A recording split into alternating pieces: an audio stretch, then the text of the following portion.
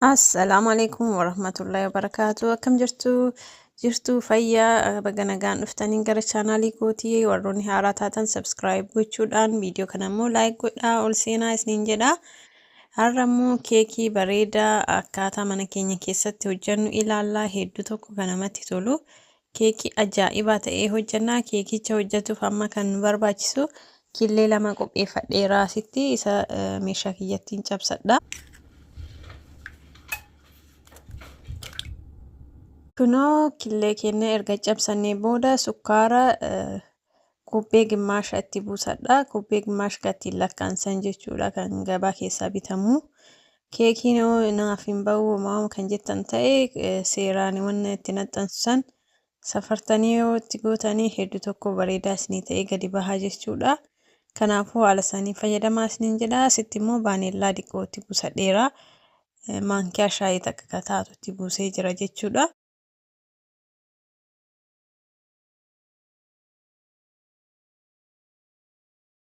Asitti immoo kobbee tokko sadaffaa zayitii itti buusadhee jira. Kana sirriitti amma walitti maksiisnaa jechuudha. Sirriitti waliin dhoofnee akka inni ol fudhatu goona. Asitti immoo aannan kobbee gimmaashaa itti buufadha. Aannanii fi inqulaaliin kan firiijii keessaa bahee ala ture yookaan immoo kan qorri irraa bahee jechuudha kan firiijii keessa jiraate kan ta'e yoo akkuma firiijii keessaa baheen hin fayyadaminaadha. Asitti immoo soogidda dhiqishuutti buusadhaani isa haga barbaaddanii haguma isin fedhii keessaniiti jechuudha. Baay'ee xiqqeessuu dandeettanii. Asitti immoo kobbee tokkoo fi gimmaasha fayyadamee harcee jechuudha. Dura kobbee tokkotti buusee saniin booda beeking paawudarii maankiyaa shaayii 2 itti buusadhee jechuudha.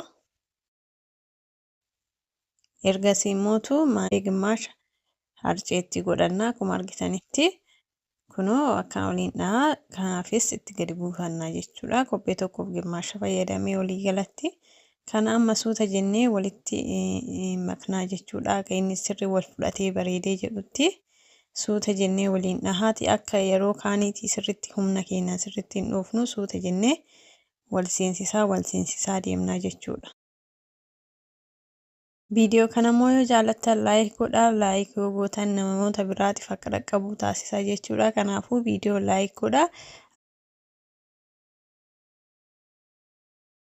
Akkasumas koomentiillee wanna hajamtan barreessaadha.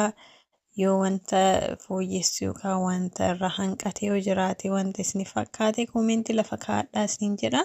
Kunoo haala kanaan bareedaa ta'ee kireemii ta'ee haala kanaan yoo ta'u isa gahaa jechuudha. Amma oobna kiyyaas 325 irratti banee ho'isaa jira.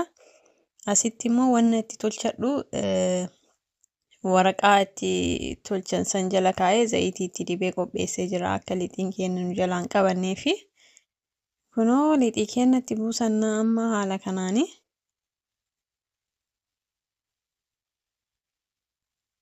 Keekii bareeda ta'e laafaa hedduu tokko namatti tolu hojjannaa jechuudha. Kunoo haala kanaan gadi dhodhoofnee akka inni wal qixxaa'utti goona.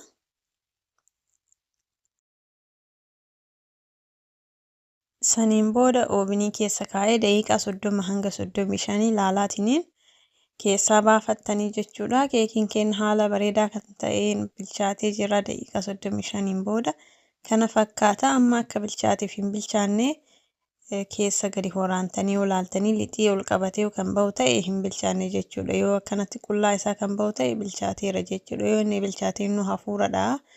Gubbaan kun akkana diimatee isinii bareedaa jechuudha yoo bilchaate.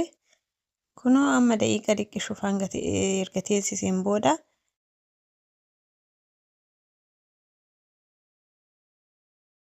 kunoo erga akkasitti daqiiqa muraasan booda kaa'een booda kunoo akkanatti haala kanaan qorree bareedee irraa akkanatti qopheessee jira jechuudha. Akka argitanii hedduu tokko jaalattu maashaallah tabarakallah keekii hedduu namatti toludha. Hedduu ijoolleenis baay'ee jaalatti.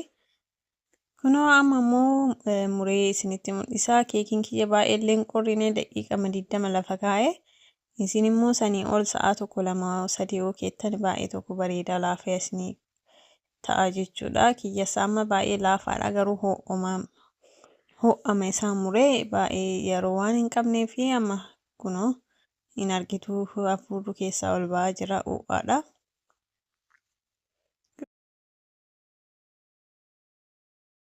Kunoo keekii baay'ee bareedaa laafaa isaatii baay'ee namatti tola. Haala kanaan immoo hojjettanii mana keessan keessatti fayyadamuu ni dandeessu hanga alaa bittanii.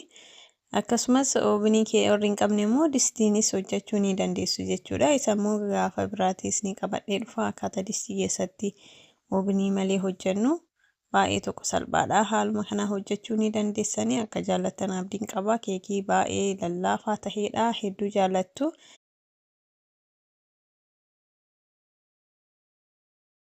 Kunoo keessi isaatis akkana fakkaataa bareedaa isaa laafaa isaa.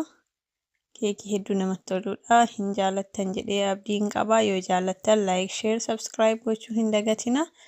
Yaadas ta'es koomentii yoo qabaattan koomentii irratti naaf kaa'adha. Hanga viidiyoo biraatii wal agarrutti assalaamu alaikum warahmatullahi wabarakaatu.